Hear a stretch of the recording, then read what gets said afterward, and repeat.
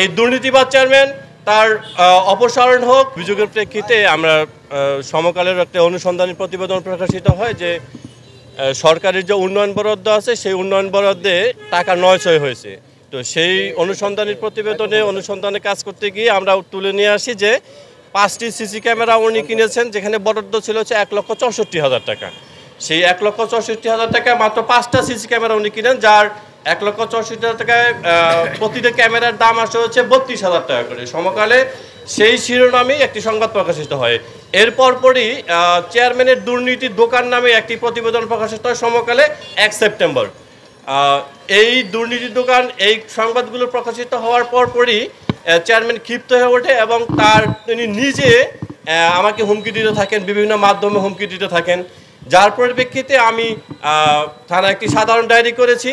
সাধারণ ডায়েরি করার পর আমরা এখন আইনের প্রতি অবশ্যই শ্রদ্ধাশীল। আমরা চাই যে এই দুর্নীতিবাজ চেয়ারম্যান তার অপসারণ হোক এবং তদন্তের মাধ্যমে সঠিক কিছু বেরিয়ে আসুক। জনগণ সরকারের উন্নয়ন বরাদ্দের সুবিধাভোগী হোক। মানববন্ধন করতেছি একজন চেয়ারম্যান, দুর্নীতিবাজ চেয়ারম্যান, সেই চেয়ারম্যান তার বিরুদ্ধে না, সে সত্য ঘটনা প্রকাশ করার কারণে আমাদের ঘাটাইল প্রেস ক্লাবের সেক্রেটারি মাসুম মিয়াকে হুমকি দিয়েছে। এই সমস্ত এর কারণে আমরা আজকে প্রতিবাদ করতেছি, মানববন্ধন করতেছি। আমাদের সহকর্মী দৈনিক সমকাল ঘাটাইল প্রতিনিধি মাসুম মিয়াকে অকথ্য ভাষায় গালিগালাজ করেছে এবং তার হাবিবুল্লাহ চেয়ারম্যান, সাগরদিঘি ইউনিয়নের হাবিবুল্লাহ চেয়ারম্যানের বিরুদ্ধে দুর্নীতি নিউজ প্রকাশ করায় যতদূর শুনতে পেলাম তাদের বিরুদ্ধে মামলাও করেছে। এটার প্রতিবাদে আমরা ঘাটাইলে উপজেলা ফটকের সামনে আমরা মানববন্ধনে সবাই একত্রিত হয়েছি।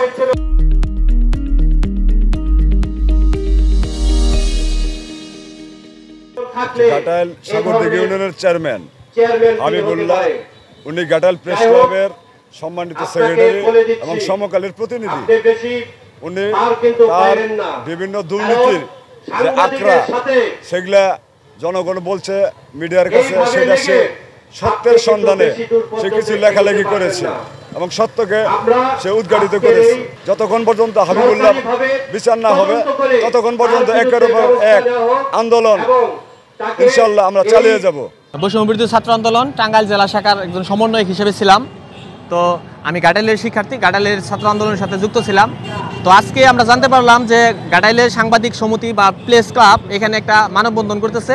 তাদের মানববন্ধনের বিষয় হচ্ছে যে চেয়ারম্যান কর্তৃক সাংবাদিকদের বিরুদ্ধে নিউজ করা বা দুর্নীতির দায় নিউজ করার অভিযোগে সেটার বিরুদ্ধে সাংবাদিকরা এখানে মানববন্ধন করছে। আমরা ছাত্র সমাজের প্রতিনিধি হিসাবে ছাত্র সমাজ মনে করি যদি ন্যায় এবং সত্য প্রতিষ্ঠা করার জন্য আপনাদের উপরে কোনো ধরনের চাপ আসে, আপনাদের উপরে যদি কোনো ধরনের জুলুম নির্যাতন করা হয়, আমরা আপনাদের পাশে আছি। আর যদি আপনাদের উদ্দেশ্যে আমরা বলতে চাই, আপনারা সবসময় ন্যায় এবং সত্য প্রতিষ্ঠা করবেন। আপনারা ন্যায় এবং সত্য প্রতিষ্ঠা করার জন্য আপনাদের উপরে কোনো চাপ আসলে আমরা সেটা বিষয়টা আপনাদের সাপোর্ট দেব। আর আমরা বিভিন্ন আইন শৃঙ্খলা বাহিনী থেকে শুরু করে প্রশাসনিক ভাইদের উদ্দেশ্যে দৃষ্টি আকর্ষণ করে বলতে চাই যে আপনারা সাংবাদিক ভাইদের সাথে আলোচনা করবেন, যে এই ধরনের কর্মকাণ্ড করেছে তার সাথে আলোচনা করবেন। আলোচনার মাধ্যমে যদি মনে হয় এখানে যে ভুক্তভোগী যে দায়ী, আপনারা তার বিরুদ্ধে ব্যবস্থা নেবেন। আমরা ছাত্র সমাজ সবসময় আপনাদের পাশে আছি।